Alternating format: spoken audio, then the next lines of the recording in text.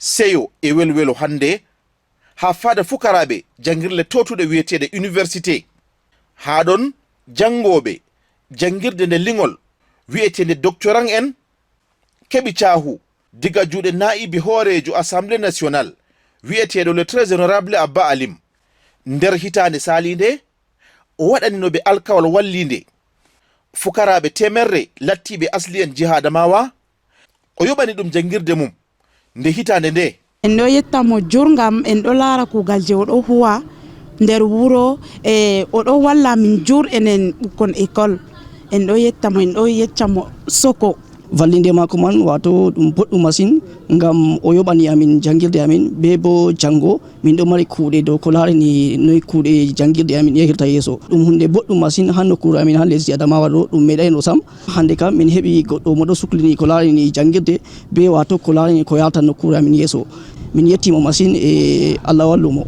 Nder jonde waɗande haru suudu wi'etendu salle de fête du lycée classique de Ngawdere ɗo tawe mallumen tedduɓe jangnoɓe ha université ban professeur en hawtade be docteur en ɓen man ceyori be dede jahargal kugal ngal. Très bonne initiative de la part de l'honorable. Dabare wonde honorable waɗani sukaɓe ɓe irin mare meeɗa ka waɗe ko sam ngam majum hani ɓe tiiɗa ɓe janga ɓe woɗɗina jangirle maɓɓe jangoɓe ɗuuɗi dikka ɓe tiiɗinaka minin bo min ngari haɗo hamin balla ɓe hamin balla ɓe.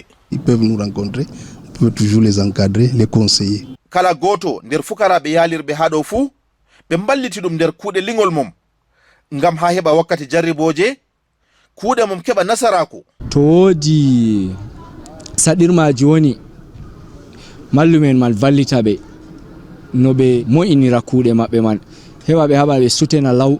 Honorable Abba Alim bo ɗo mari alkawal be maɓɓe chaque année o vallitan 100 doctorant ɓukoye jiha Adamawa. Mobre nde waɗama les ardungal lutantoɗo préfet Vina. Je voudrais dire qu'ils sont des privilégiés.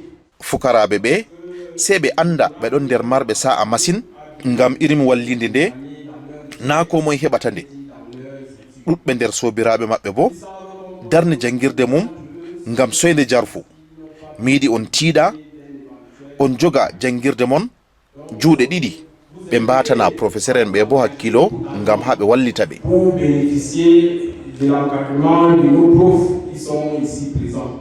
Diwal Adamawa on latti ɓurdugal sakutuggu ha jangirle ngam majum le très honorable Abba Alim ɗo taki be wallugo jangoɓe ngam ha nder duuɓi garoji ɓiɓɓe Adamawa limte nder ɗuuɗa jangde en nder lesdi Cameroun.